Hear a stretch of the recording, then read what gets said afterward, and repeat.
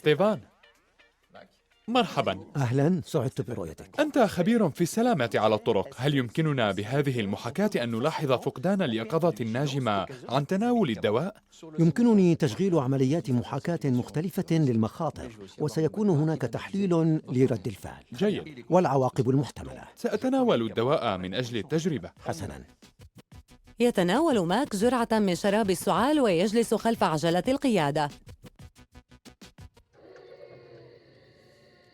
قبل أن يصبح الدواء ساري المفعول، سيفاجئه ستيفان بعقبة ضخمة.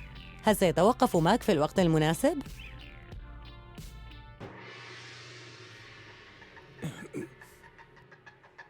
أحسنت. نعم. ممتاز. أحسنت يا ماك، جسده لم يتأثر بالدواء بعد. سمحنا لماك بالقيادة على هذا الطريق السريع المهجور والرتيب لمدة 30 دقيقة. انظروا، عيناه مرهقتان وبدأ يتعب. سيعيد الخبير نفس الحادث. كيف سيكون رد فعل ماك؟